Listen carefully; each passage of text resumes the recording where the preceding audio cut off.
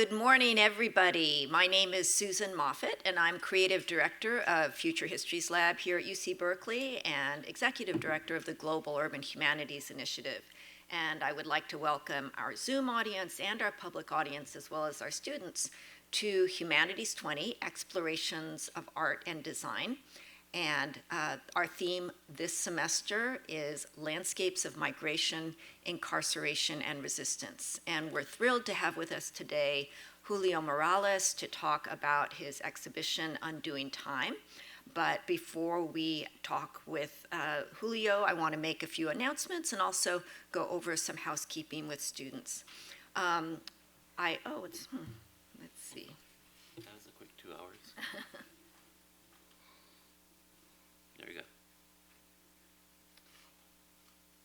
Will it stay on if I touch the touchpad or just, okay. Oops, there we go. I want to begin by acknowledging that we are on the unceded homeland of the Huichin Chochenyo-speaking Ohlone people here in Berkeley. And I want to encourage folks, if you'd like to learn more about the history and present and future of the Ohlone people here in the East Bay, you can go to the website of Segura Te Land Trust. There's lots of information there. And also the Muwekma Ohlone also have a website. You can learn a lot about the Ohlone people who are still active and leaders in the community today. I also want to let folks know that the focus of our study this semester, Angel Island, lies in the territory of the Coast Miwok people. And we started this semester with a wonderful talk by Greg Saris, who is chairman of the Federated Indians of Great and Rancheria, and who is Coast Miwok. And that talk is available on our website, as are our other talks from this semester. And it's a wonderful introduction to the indigenous history of Angel Island, which is the central focus of our discussions this semester. I want to make a few announcements about upcoming events. November 15th is UC Berkeley Night at the Osher Theater here in UC Berkeley. And as I've mentioned before, the play Colonialism is Terrible, but Pho is Delicious is a comedy addressing food appreciation and appropriation. And November 15th, there are discounted tickets available for the UC Berkeley community. Go to the futurehistories.berkeley.edu website, and you can find the discount code there. And you can join in the post-show conversation on November 15th, which will include Professor Lok Su, who's working on a book about food trucks and who teaches in the Asian American Studies department here. I want to make sure that our public audience knows that on December 3rd, the Angel Island Oratorio will be performed here at Hertz Hall at UC Berkeley. This is a piece for string quartet and chamber chorus that will be performed by UC Berkeley students and the Del Sol Quartet. And it's a really gorgeous piece composed by Huang Rohd, and the Del Sol Quartet and Huang Rohd have just been nominated for 4 Grammys for their other collaboration, which is called A Dust in Time. So I encourage you to come on December 3rd. It's really a beautiful and meaningful piece. We are also bringing Lenora Lee's dance work on Angel Island to UC Berkeley, February 23rd to 26th at Zellerbach Playhouse. UC Berkeley students will be performing the dance piece within these walls, which was originally created as a site-specific piece that was performed inside the detention barracks at Angel Island, and it'll be performed here on the UC Berkeley campus. And I encourage folks to see our website, futurehistories.berkeley.edu, our speaker series, with lots of interesting folks coming at immigration, othering, and belonging from many angles. That will continue into the spring, so please take a look there. I also want to let folks know that tomorrow, Saturday, here at BAMPFA, Julio Morales will be in conversation with Stephanie Syjuco, one of the 12 artists in the exhibition Undoing Time, Art and Histories of Incarceration. They'll also be talking with the founders of the Freedom Archives, and Freedom Archives is a wonderful community archive. They've been a partner with Future Histories Lab, training our students how not just to use archives, but also how to create archives to make sure that important histories are not lost. So tomorrow, Saturday, is it at 2? Do you know what time? 2 o'clock. That's here at BAMPFA, if folks are interested. There's also a film series at BAMPFA on films related to incarceration. So I encourage everyone to visit the Berkeley Art Museum and Pacific Film Archive, that is BAMPFA website. Next up in our series here at Arts and Design Fridays, on November 18th, Elizabeth Fair will be talking about the poetry of Angel Island and how the location of the poetry, the way it was very carefully carved into the wall next to a window, next to a certain view, was very important to the ways that the people incarcerated there were expressing themselves.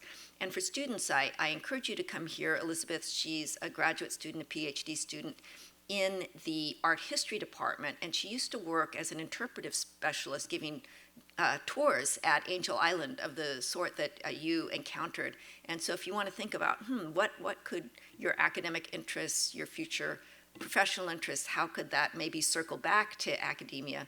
I think you'll really enjoy hearing Elizabeth speak about that as well. And on December 2nd, our final talk in our series, we will have the folks who created and are creating the Angel Island Oratorio speak, and that is the composer Huang Ro, Wei Cheng, who's the conductor of the Berkeley Chamber Chorus, and Charlton Lee and Catherine Bates, 2 members of the Del Sol Quartet, and they commissioned this beautiful piece, and you can hear about how that was created on December 2nd, here on Friday at 11:30. So I just want to go over a few housekeeping issues with students. I want to remind you that about your need to finish your explorations assignment. How many of you are planning to do your explorations assignment about the Undoing Time exhibition? Are any of you doing that? Great. And I just want to remind you that in order to complete that assignment, you're required to take the tour with some of the docents from the students who are part of Underground Scholars. Underground Scholars are students at UC Berkeley whose lives or families have been touched by incarceration, and they will be really terrific guides to this exhibition. And their tours are available on Wednesdays and Sundays. So please take a look at the BAMPFA calendar and make sure that you do that before the end of November. That's the last chance that you'll have to do these tours and to finish that assignment. I also want to remind folks that your final paper is due December 2nd. The kind of updated information on that. You have the magic touch. I hit that button and it didn't work. Thank you. For the final paper, I encourage you to talk to me if you have any questions about it. Next week, just a reminder, we have, it's a holiday, so we have no class next Friday. I also will not be having office hours next week, but if you want to talk about anything, just email me and we can make a Zoom appointment, and I'd be happy to talk with you about it. Let's see. Oh, and how many of you went on the field trip to Angel Island and are planning to do that as your explorations assignment? I just want to make sure that you are able to upload your finished assignment to B courses. The due dates didn't indicate, they weren't redesigned for folks who took the later field trips, but you should still have been able to update your, upload your assignment. Did anybody have any problem with that? Okay, good. So it sounds like we're all set for that. And I just want to remind students that after our talk by Julio today, you can pass your questions. I encourage you to write them on cards, pass them to the aisles, and we can have our readers read them. You are very welcome to directly ask questions with the microphone, and our public audience is also invited to ask questions with the microphone. But if you prefer to write down your questions, you can also do that. Okay, so that is the housekeeping, and now we can get to the main part of the show. I want to kind of frame today's talk in the course of our semester so far. So our theme this semester is landscapes of migration, incarceration, and resistance. And the exhibition that Julio curated right down the hall here is called Undoing Time, Art and Histories of Incarceration. And so far this semester, we've been looking at the Angel Island Immigration Station as a place of detention and incarceration, and we've kind of been looking at it quite straight on, often in a pretty documentary way. We've been thinking about its buildings and comparing them to carceral architecture on Alcatraz and around the Pacific, as Lynn Horiuchi and Anoma Pieris talked about. And the theater and the dance that we've been considering, Lenora Lee and Ava Roy, that has also looked quite directly at the histories of Angel Island, often literally using transcripts of interrogation, as we saw in the play Paper Dreams of Harry Chin and the musical Illegal. They were using literally the words of the detained people and looking directly at these issues. But today we're going to look at things through different media and also through a very different angle, often more oblique, looking at some of these same issues. Julio Morales has curated a show of 12 contemporary artists who are dealing with incarceration, but generally they are not looking, and they're not asking us to look directly at the prisoners or the incarcerated people. Instead, we see the carceral systems of the US and other countries kind of through the shadows that they cast on the communities surround them. And we look at this through the vacant spaces that are left behind in everyday life when people disappear from their neighborhoods and are sucked into the criminal legal system, often at a very young age. And one of the pieces in the exhibition that most moved me was Mario Ybarra Jr.'s piece, which was a reconstruction inside the museum of a neighborhood pizza parlor from his childhood, his hometown, in a working class neighborhood in Southern California. And it's the kind of, pizza parlor with beer posters on the wall and, photos of Little League players. And we see one of these photos, and one of the kids' faces is circled. And this Little League player was a friend of the artist who was arrested at 16 and incarcerated for 32 years.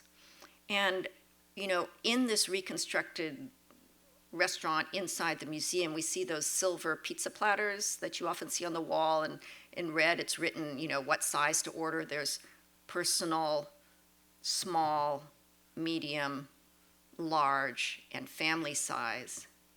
And just looking at that, I couldn't help but think of the way that the impact of somebody being incarcerated ripples out, that the personal becomes something that hits community-wide.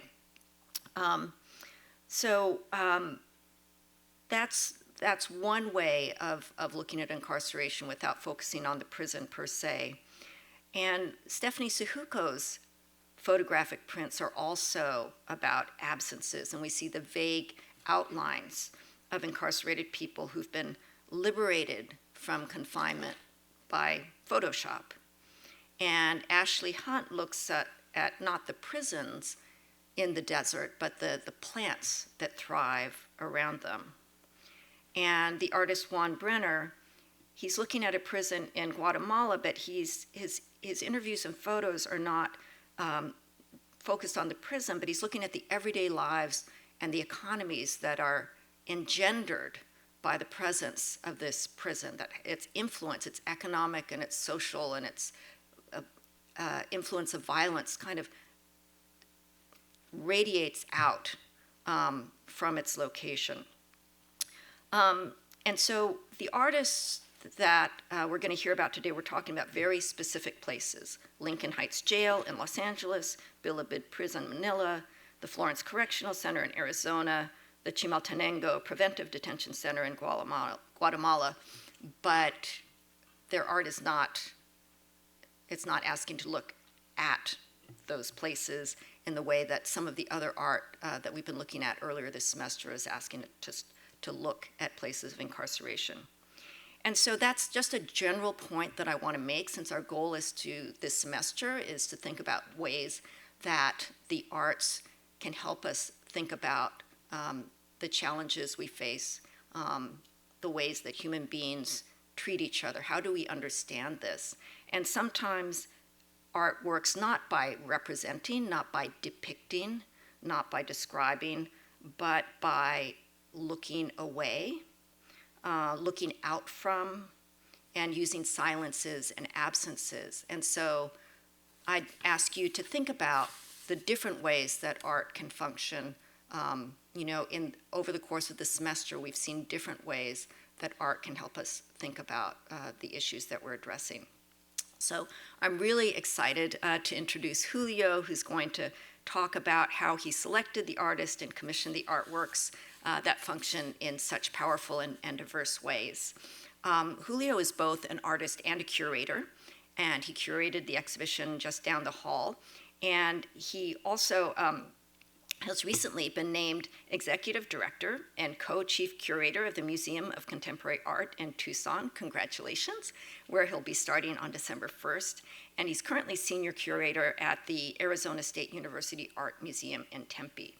Born in Tijuana, Julio spent many years in the Bay Area, and from 2008 to 2012, he was adjunct curator for visual arts at the Yerba Buena Center for the Arts in San Francisco, and he also founded the artist-run project space Queens Nails Annex, and he served as that gallery's director. He served for many years as adjunct professor at the San Francisco Art Institute and was also associate professor in curatorial studies at the California College for the Arts, and in 2013, he was a contributing curator for the Japanese Pavilion at the 55th Venice Biennale. Julio's most recent curatorial work that opened just this last weekend is Lucha Libre Beyond the Arenas, that just opened at the ASU Art Museum. And the exhibition focuses on Mexican professional wrestling, Lucha Libre, as an expression of identity and of collective resistance to authority. And it features painting, photography, mixed media, by internationally recognized Mexican and Chicanx contemporary artists, along with collector's items, film posters, and other memorabilia from some of the sport's most famous wrestlers. I would love to go see it. It sounds really fun, really interesting. In his own art, Julio uses multimedia installations, mixed media drawings, paintings, and photography to explore issues of migration, borders, underground economies, and labor, themes that are also well represented in the BAMPFA exhibition Undoing Time. So please join me in giving a warm welcome to Julio Morales.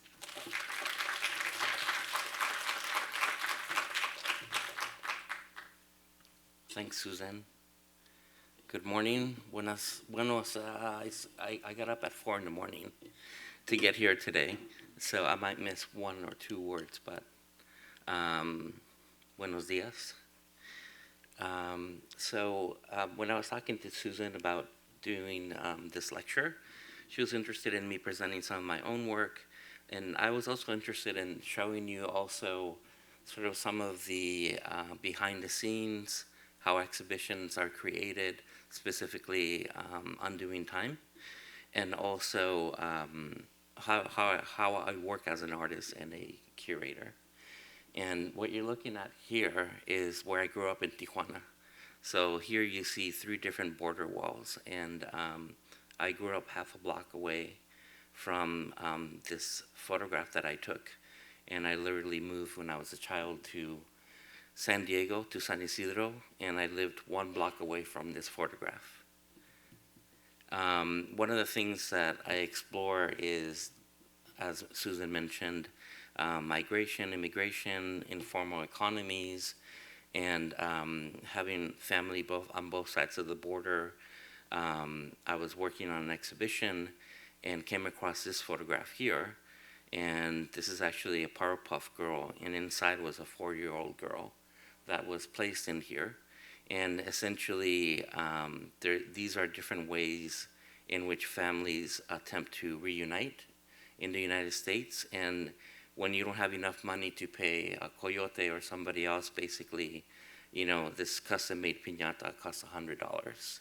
And essentially, these are different ways in which people have attempted to reach the United States. I grew up in an area where you would take your car and you can get, the upholstery redone. And so my uncle had a shop.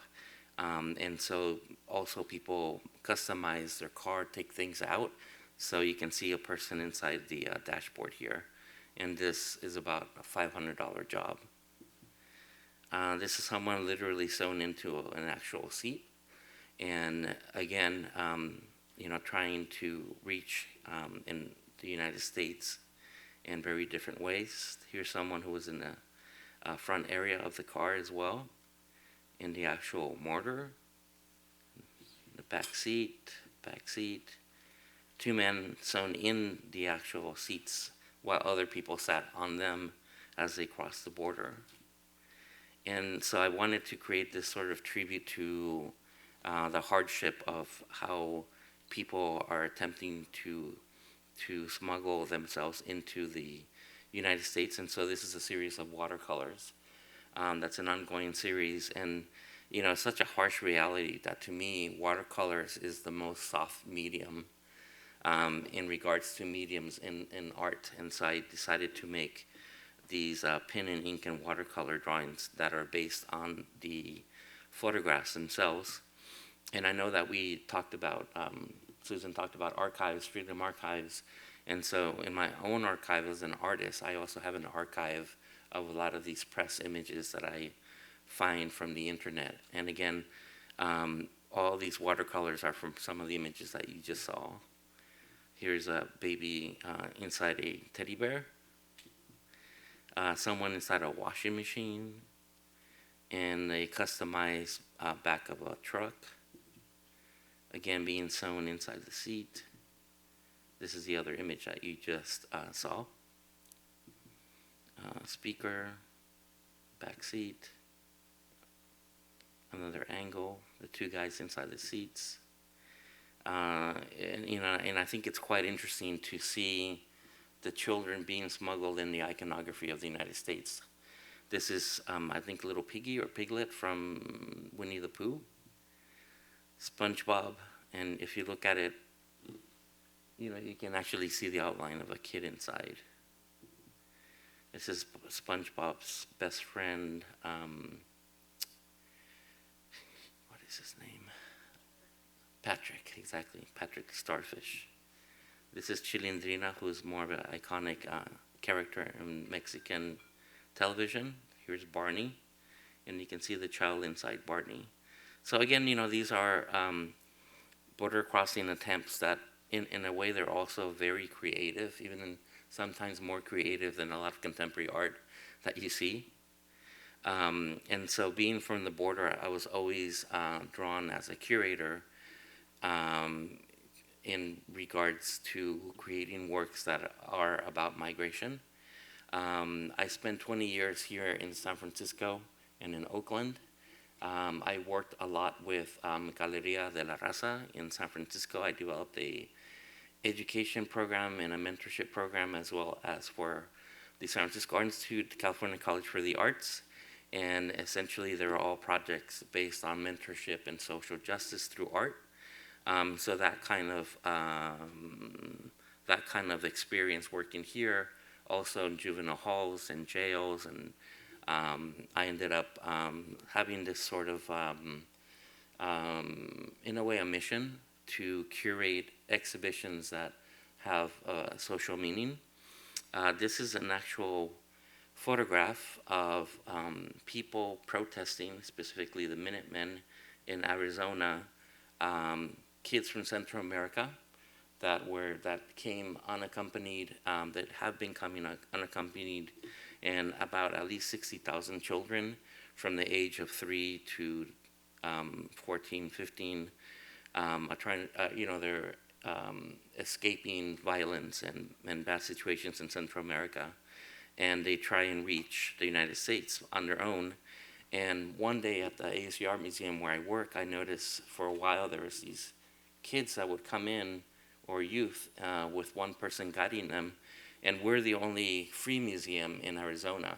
And when I finally asked them, like, who are these kids? Why do you keep bringing them here? And they told me that basically they're detained. So they're kids, youth that are detained, and they're figuring out what to do with them.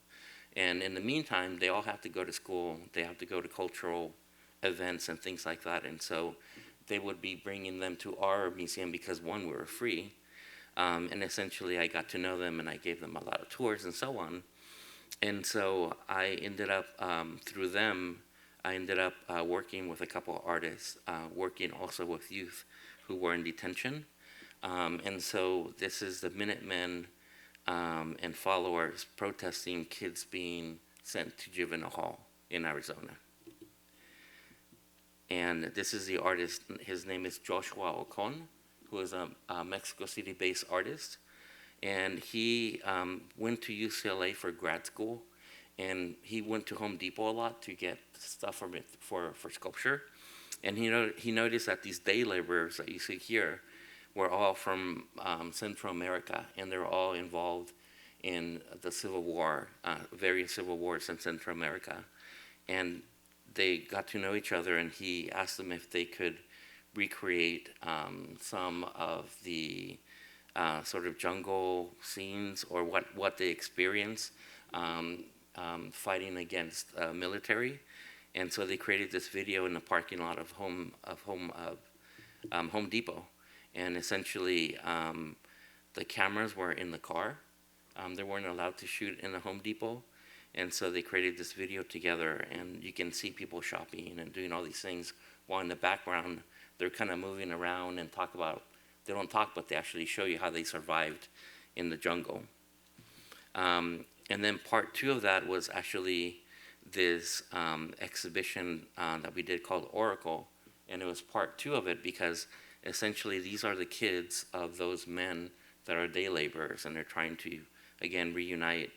And essentially Joshua talked to the Minutemen, who are a militarized group of people that basically are at the border armed and help the border patrol, or not, attempt to stop the migration of people. And so Joshua asked them to recreate their protest. And so on the top, you see them recreating their protest. On the bottom are youth from the Juvenile Detention Center that actually interact in the 2-channel video with them. Here is a shot of the installation. This is Bob, the leader. And essentially, he does this whole talk on the purpose of what they're doing, what they believe in. While being interviewed in his pickup truck, he pulls out his submachine gun and starts just shooting and going round and round in this pickup truck. So the idea was also to get a different perspective on migration as well. And they were more about talking about nationalism as opposed to migration or immigration. Another set of youth that we worked with in detention was with this artist here in the center, Margarita Cabrera, and we worked with them for several months, and she does a lot of community-based projects, and we ended up also working, they were being mentored by older female immigrants as well, and they were shown how to do sculpture, how to sew, and I can never say this word, but embroil. And so essentially what they're doing is that they're telling their story of how they got here. And what kind of cacti they found as they were coming over, some of the references between home, what they left behind, and also what they hope the future will be. We ended up creating 31 of these pieces, and these pieces is basically a graphic representation of their life story.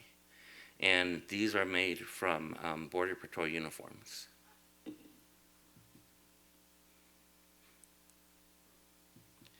And another project that Susan and I talked about was creating exhibitions and also working with an archive. And also, this is Jose Clemente Orozco, who is one of the most famous muralists in Mexico City, along with Diego Rivera. And so I ended up working with Clemente Orozco's family for 5 years in Mexico. And I did an exhibition where, again, like this show, Undoing Time, I'll show you some other slides, but essentially there is a lot of research that you undertake when you're creating these types of exhibitions. And so, he was a muralist, 2030s, 40s, and this exhibition focused on the last 5 years of his life. And so one of the ways that I work as a curator, even though I'm working on a historical, almost like Angel Island, where I'm looking at it through the lens of contemporary artists. So then I started the catalog, actually interviewing artists from Orozco's hometown in Guadalajara, and excuse me, and asking the artists what was the influence of Orozco.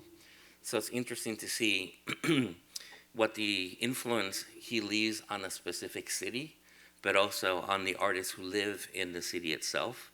And so I started the whole book with contemporary artists, interviewing them, and they gave me these amazing quotes on Orozco. And essentially, it's a really interesting way in which to talk about the past in a present manner, in a contemporary way.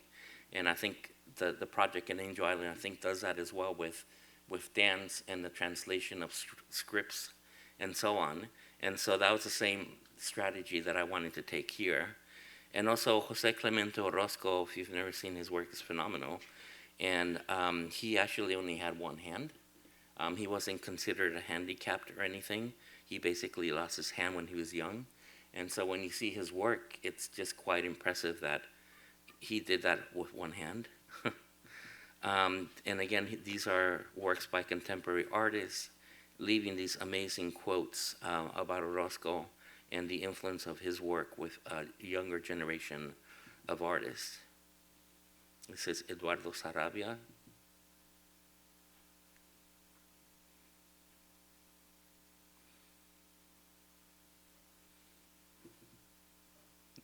Cynthia Gutierrez. So you can see the very diverse type of work that is being produced right now by contemporary artists in Guadalajara, but also you can see the influence of his type of work that still resonates to younger artists. And again, this was the first exhibition dedicated to the last 5 years of his life.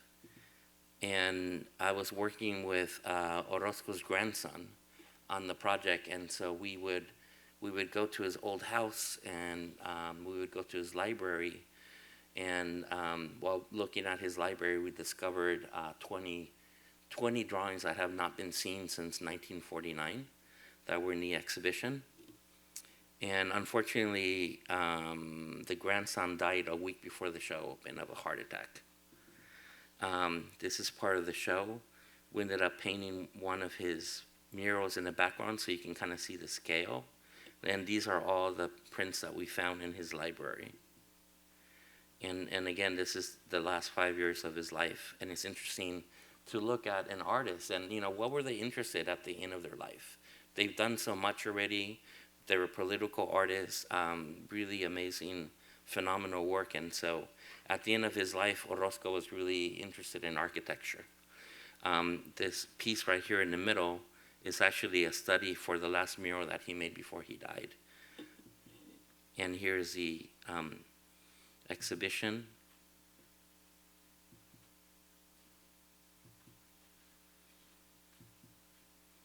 I produced a 30-minute documentary on his life with the contemporary artists that were in the book. And so these were just these phenomenal, just ink drawings that he did. And, I just love the outlines that he created. and this is one of my favorite pieces, and so I dedicated a whole wall just to this one piece. And actually, this is about war and the outcomes of war on a human basis. And actually, these, if you look at it right now, it looks like a skull essentially. But if you close one of your eyes and actually put your hand on half of the painting, you see it's actually two people butting heads. So he was also like this master illusionist as well within his murals. When you see the murals, there's so much going on as well. And this is his grandson here that was being interviewed. You can see his murals in Guadalajara here. And also we discovered all these amazing books from the 1930s and 40s. And his first show at MoMA in New York, he was the first Latin American artist to come into the collection of MoMA in New York. This is another project that I've been working on with LACMA, where we're actually offering art history degrees and also having students come and work at the museum for 32 hours a week. And so basically we're mentoring a new generation of curators, because only 5% of all curators and directors in museums in the United States are people of color. And so we're working through LACMA and now also the Pettis Art Museum in Miami. We're trying to grow more curators, young curators, to actually be part of the museum, basically. And now, if that was enough of sort of like how I work, how I think, some of my own work, I wanted to show you how it came about working with Undoing Time. And of course, I'm in Arizona. And so in Arizona, we house, I think we're number 3 in housing the most prisoners in the United States. We actually house prisoners from Hawaii, from Texas, and also California. And I think California is actually number 2. And the show is also traveling to New Orleans, and Louisiana is basically number 1. So I felt that we had to do this project in order to bring light to the prison industrial complex and how many people we imprison. And of course, we imprison the most people of any country in the world. And you can see here some of the statistics. And so working on the exhibition, it really taught me a lot. We spent 2 years working on just research and then coming up and working with artists. This is a internment camp that has been used many times in Arizona. It was first used to house the Navajo Indians, and then after that it became one of the internment camps for the Japanese Americans, and now it's being used to house youth and families coming from Central America. So it has these kind of like triple layers of trauma within this area. And this again is some of the influence of the project with the research. We got a big grant from Art and Social Justice Fund, and essentially they fund $100 million a year and give funds for artists and museums to create exhibitions about social justice and specifically incarceration. So this is a great quote by James Baldwin: "People are trapped in history, and history is trapped in them." And essentially we started to look at, what is the visual history of imprisonment? And we went back to the 1780 with the Code of Hammurabi and different areas in the world, and how did prisons come about historically? And what are the images that you would see historically with people who are incarcerated? And then we went in more in regards to, what is being shown. What kind of themes do you see in these archives of different paintings?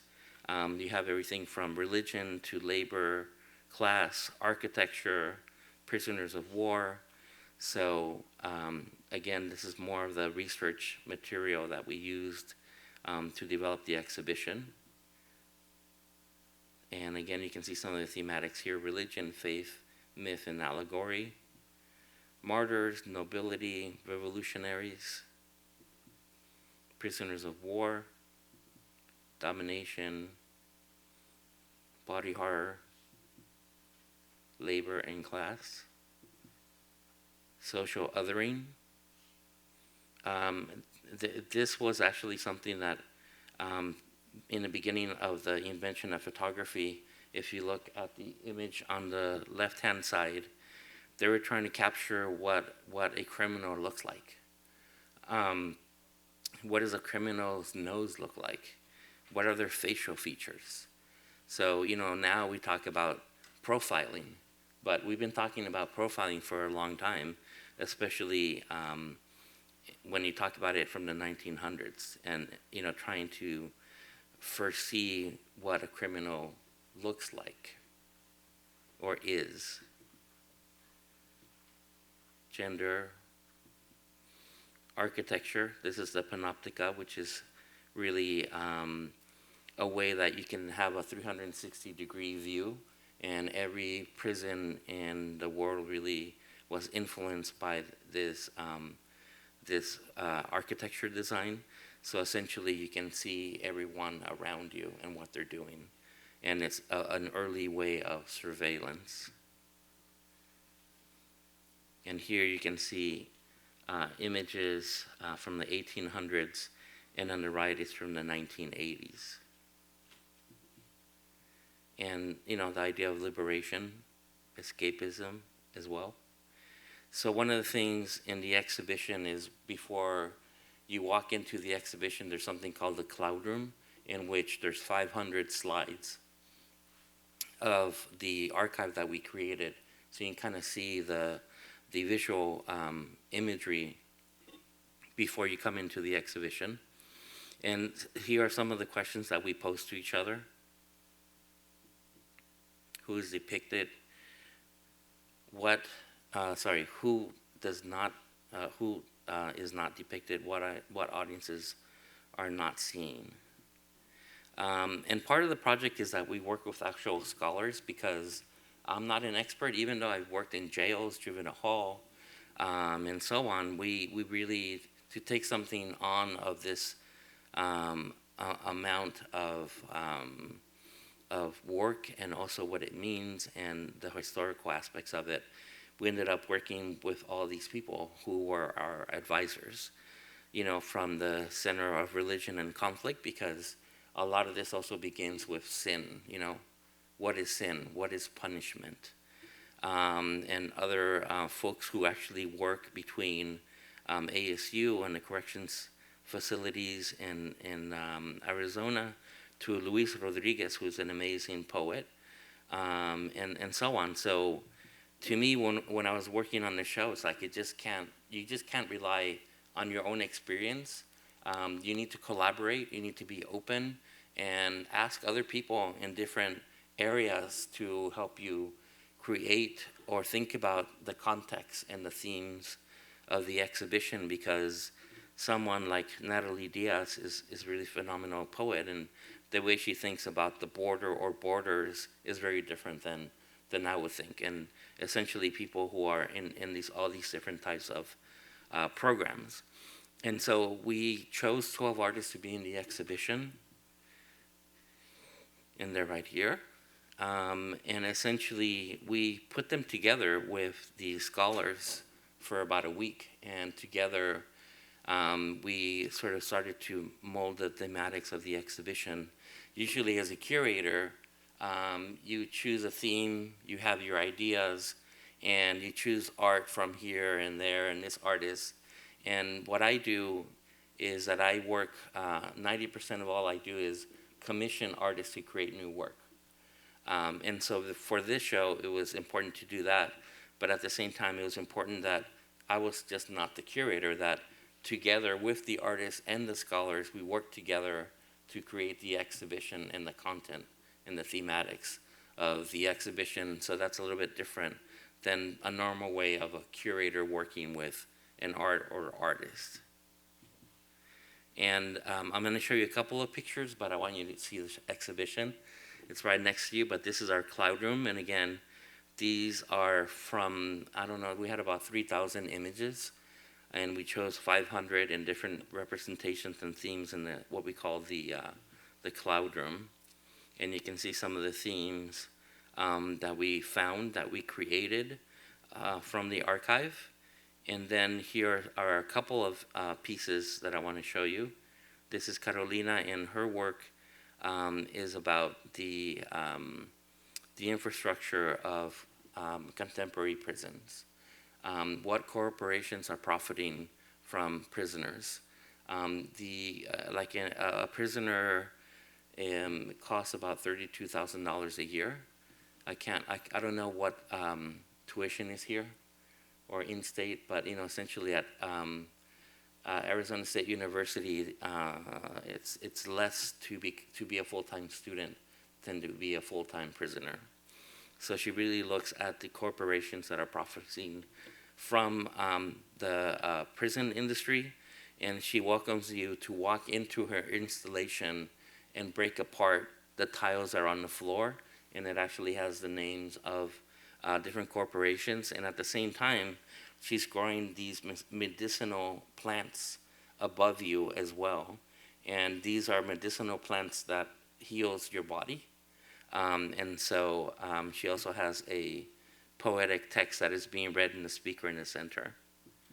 And here you can see a couple of the bricks that are also gold-leafed. This is the work of Xaviera Simmons, and she's a African-American artist working with painting, installation, and video. And her work is just really amazing because she mixes these different ways of telling you stories. And the photographs that you see in her space are actually photographs of spaces of trauma. For example, the one you see here is where Nelson Mandela was kept for, I believe, 26 years. And so she goes to these places and photographs herself.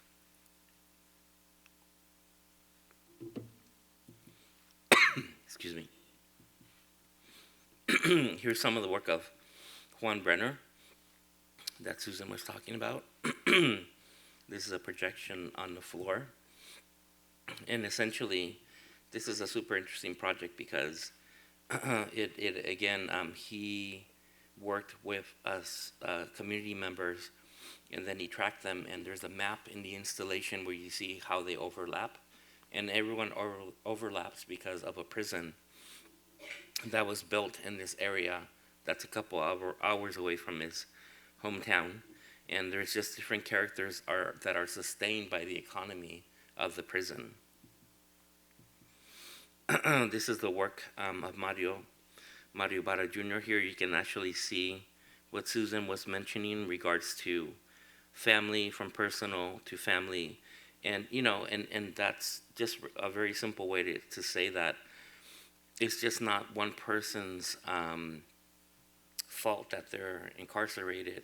It affects everyone, including myself, including communities and their own families, because prisoners rely on families buying them soap, buying them toothpaste, and you won't believe how much they charge for them. And essentially he created, again, as Susan mentioned, a pizza parlor he's been visiting since he was a kid. His friend Richard, he killed someone, he shot someone, and he was charged as an adult as a 15-year-old and essentially got life in prison. And this was in the 90s.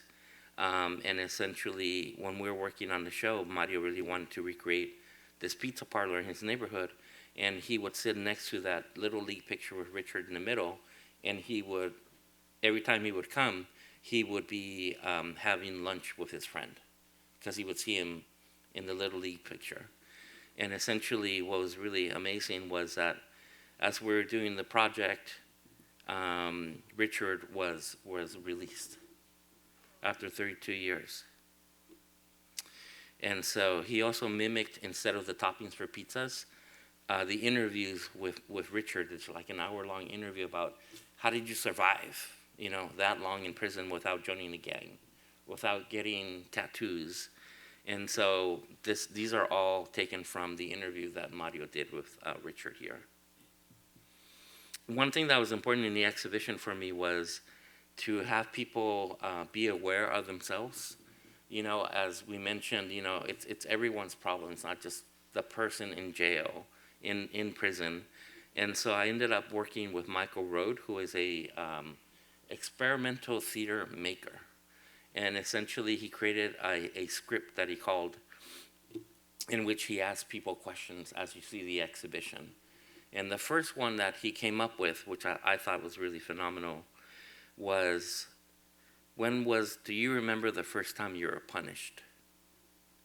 And so from there, I wanted people to feel their own bodies as they're walking through the exhibition, but think about their own history, their family's history. Like, I raise your hand if you have a family member or anyone who's been in prison, incarcerated. It's just mind-blowing how many people we have incarcerated. So he invited also people to respond to specific questions. So here it's also in the exhibition, and he asked different questions. Imagine a future in which, and then you have to finish basically that question that he's posing. This is Vincent Valdez, who is here in the exhibition as well. This is actually the eagle in a $1 bill. And he did a workshop with more than 100 people, and he asked them, what does America mean to you?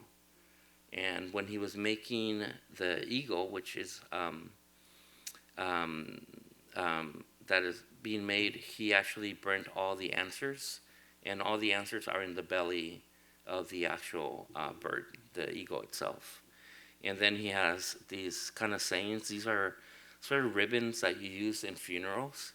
So these are different sayings that influence his project, for justice for all, Black Lives Matter, we are united, no dogs, no Mexicans, a whole bunch of different samplings of different contingent ways of how he works in his projects.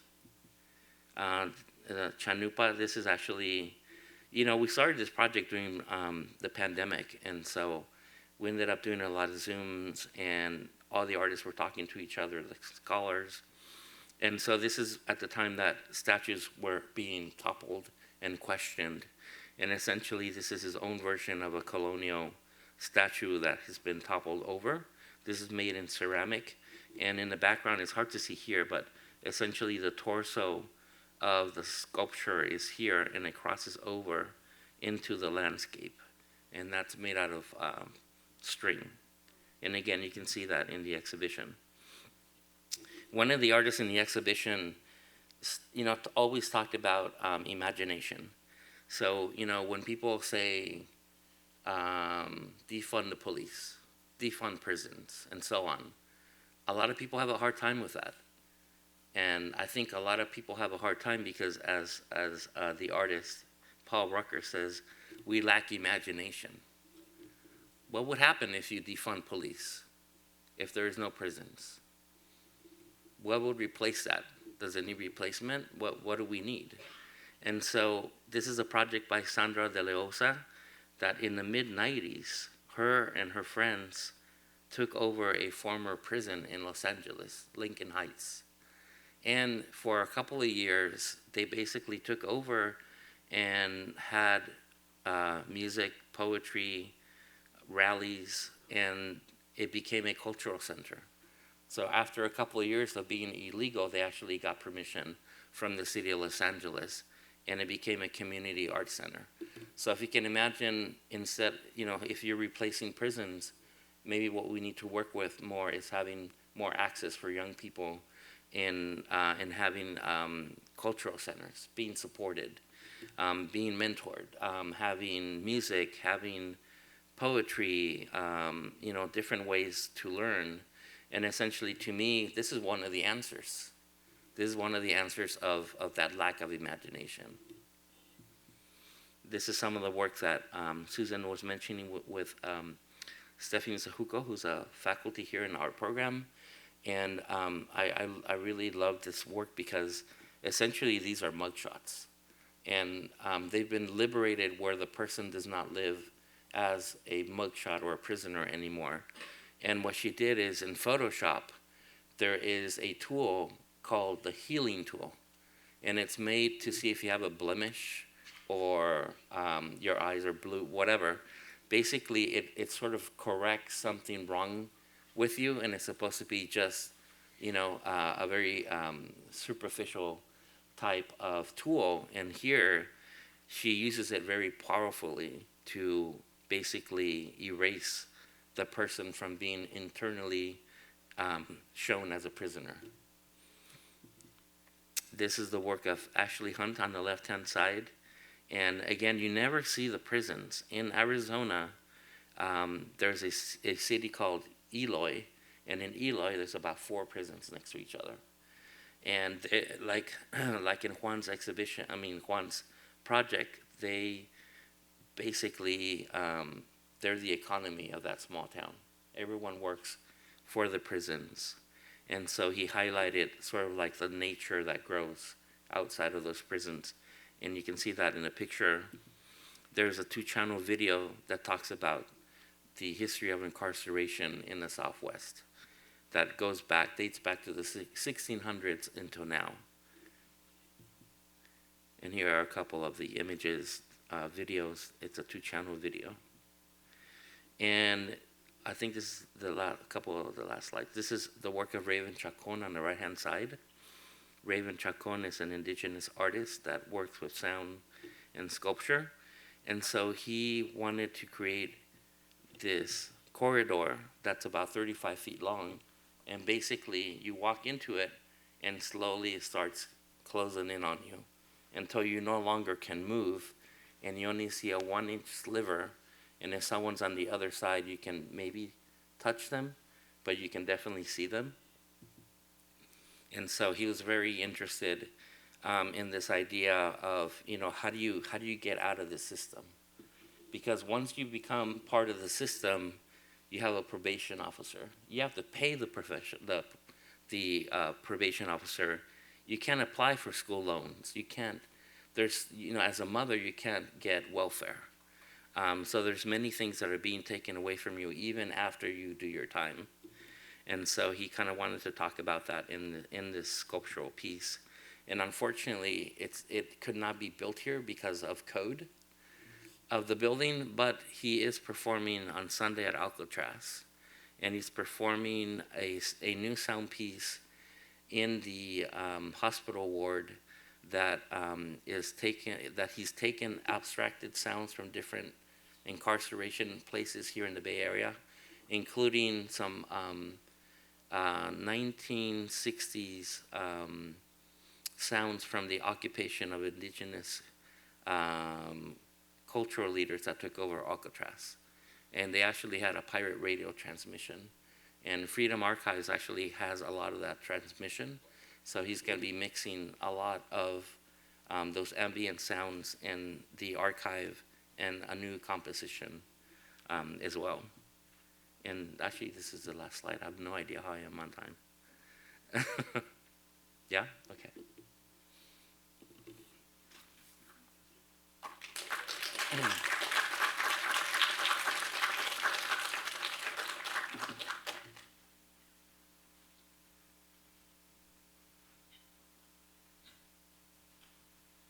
Thank you, Julio, for a fascinating presentation. I have a couple of questions for you, and then after that, we'll open it up to questions from the audience. And at that time, you can raise your hands, and the ushers will bring you a mic. And also, for those of you who prefer to pass your questions on paper to the ends of the aisles, that's also an option. And we will also be taking questions from the Zoom audience.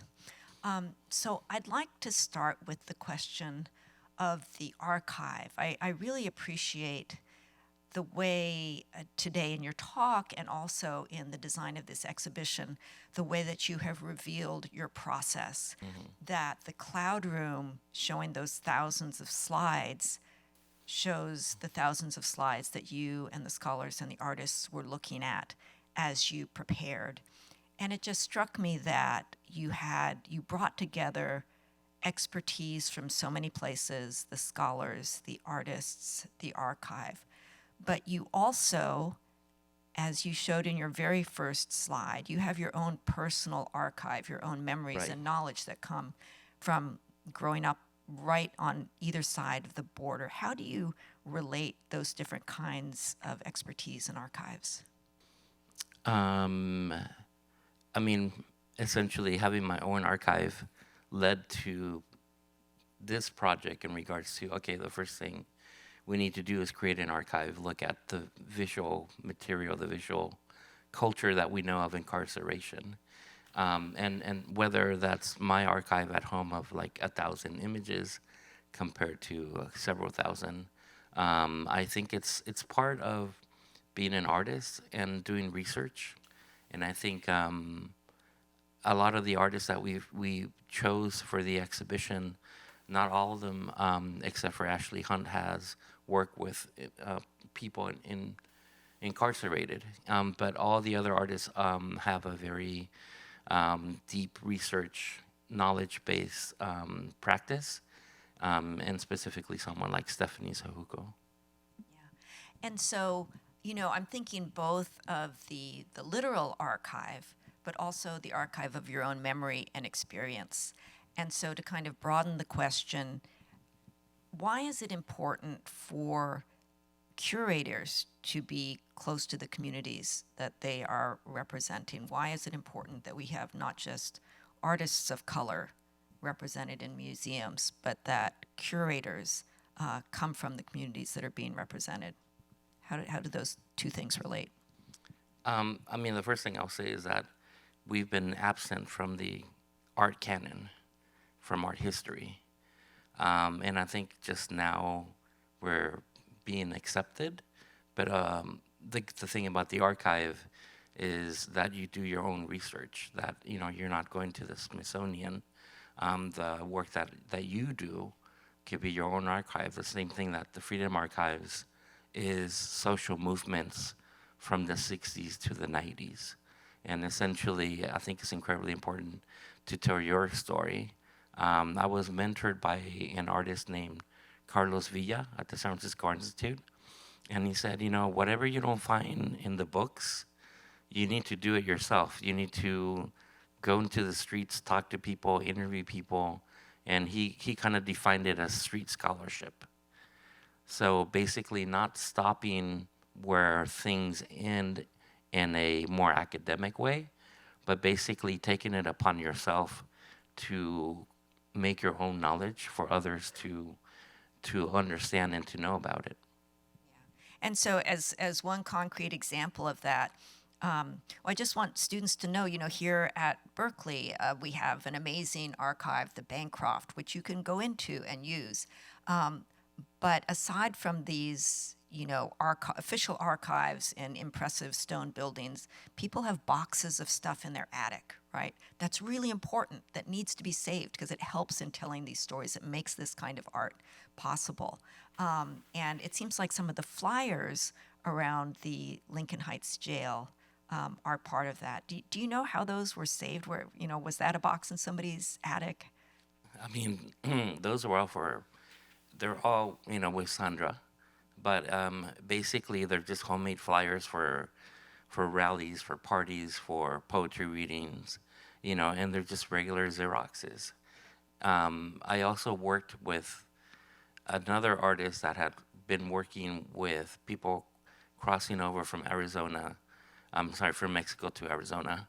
And his archive are actually backpacks. So he has 1,000 backpacks of what people leave behind. When you're crossing over and you're in the desert, you want to come out of the desert and you're coming into a city, you want to look clean. You don't want to look like you just trekked through the desert. So people leave their backpacks. And so him and his students will go out and retrieve these backpacks. Inside the backpacks are photos, notes, and all this different information. So they catalog all these backpacks, and now at the Smithsonian, 1,000 of these backpacks are in their collection. Wow, that's just amazing. And the physicality of that reminds me of, the images that you did in watercolor of people impersonating inanimate objects. And it reminded me of in our reflections on the Paper Sons who came through Angel Island, they were impersonating other people. They were taking on names that were not theirs. But you were showing us people who were impersonating car seats and Powerpuff Girls, really. And they say when you read some of those notes, and what comes across is these words, hopefully invisible. So hopefully they're invisible to the Border Patrol, or hopefully invisible that they can just cross through.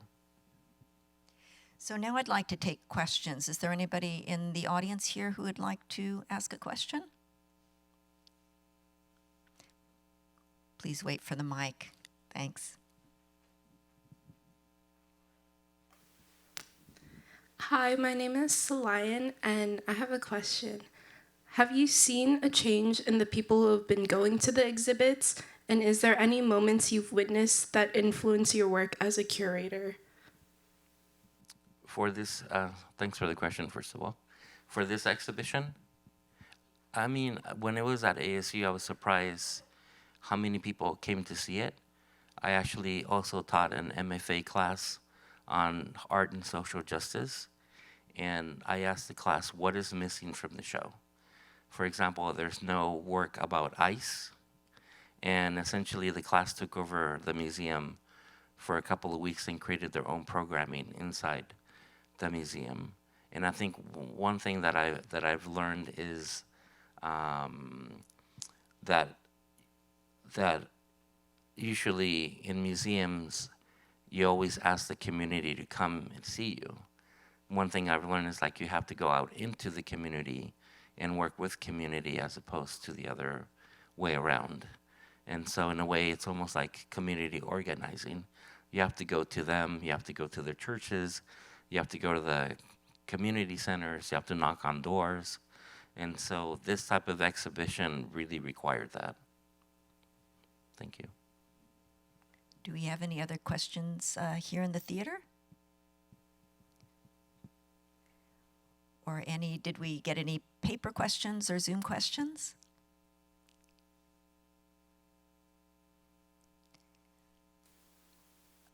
There's one. No, we would prefer you use the mic so it gets on the recording. Thank you. All right. Hi, Mr. Morales. Thank you for coming and doing this. I'm just very curious to see what you think about the process of collaboration. It's very nice to see you like having delegated so much work for this project. Do you feel like you've done so to be able to tap into like these interest fields that you never maybe would have been, so experienced and well spoken about, like the work of Stephanie Syjuco or something? And do you feel like that is also a relation because you're doing it for a cause that does need research, or do you feel like that's something that can be implemented in art in general? Sorry, I don't know if that question is clear. There's a couple of questions in there. Yeah, But I think I'll answer the last segment. Certain artists make work because they need to make the work, and sometimes the collaboration between a curator and an artist places that in the right context, in the right show, to talk about meaningful things that are happening, things that people can relate to. And that's one thing about this show is people can relate to it because a lot of us have experienced someone being incarcerated, and so this show is special that way. But in my other practice, I always collaborate because I'm not an expert at everything. And when I want an expert on 3D mud mud production, I would probably ask Ronald. Yeah, Rael. Did that answer your question? Hi, I'm curious, when you bring the art, which has such deep process involved in it, the community work and the working with the scholars and the research and the archive and all of that, what is gained and or what is lost when we bring it into an exhibition? And I'm so curious about that, like how you try and optimize the experience. I don't think anything is lost in that sense. I think what is gained is what you're sharing with audiences. That is something that's more attainable, that connects us together, and it really is up to the institution as well to go beyond the gallery walls and reach out to community, either to bring them here or to collaborate on different programming, almost like your project in Angel Island, that it's reciprocal. You have to go both ways. But I think the artists really, they loved working with each other, even though nobody knew each other. But just the way that everyone would process their work, and they would share their work and their ideas. So in a way, the process was in a way more important than the final work. I mean, now there's such friendship that happened between the scholars and the artists. And the artists initially had different ideas of what they were going to do. And specifically, Stephanie was going to be working on the internment camps. But this was during the pandemic, and everything was closed. So a lot of ideas changed for the good, in a way. So to me, a dialogue is incredibly important, whether it's between the artists, the scholars, or community. I think is really powerful. We have a question.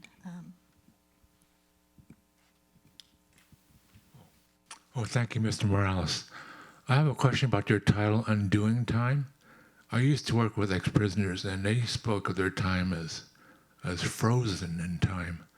And could you comment on that? Thank you. I mean, that was also based on a book called Undoing Time. When we did go to some of these prisons in Arizona, they would talk about exactly what you're saying, like time just stops. When you go into the cloud room, there's a video in the background that Ashley Hunt made, and it's about time. And it talks about, it's an animation, it'll say prisoner's time, the Warren's time, cultural time, things like that. So in essence, this idea of time changes and it shifts for those who are incarcerated to us that are out. I don't even want to say free. We're out. We have a question down front. Oh, up there. Okay. Hi. Yeah, thank you. My question is kind of about like the if you had a particular like audience in mind or intention with the exhibition, like did you try to just make it something that like generally is about like narratives of incarceration, or is it something you're trying to get people who maybe are afraid of the idea of abolition to be interested in, or someone who's system impacted? Like, did you have an intention, or did that change as you were like going through the construction of the exhibition? I think all of the above are there. I mean, we did start with talking about abolition, and it was being, at the same time with all the social movements and protests and the killings and everything that was happening. A lot of the focus did go there first, and then it went on to how can this exhibition be more valuable to other people that are not informed. And so part of the exhibition is also about informing people, but not trying to be preachy, but also having it through the lens of these 12 artists as well. Hi, I have a question from the Zoom audience, from Jan, and they were just commenting on the curatorial depth. And that's astonishing, and wondering how you manage your curation with your own art practice, or are you seeing the curation as part of your art practice? Excuse me. They feed off each other. But, you know, curating is my day job. Making art is like a vacation to me. I have a family. So when everyone goes to sleep, I go and make art, which is really usually very late at night. Thank you. I think that that's an inspirational note to add on, to end on the dual life of the curator and the artist. Everyone, please join me in giving warm thanks to Julio Morales. Thank you.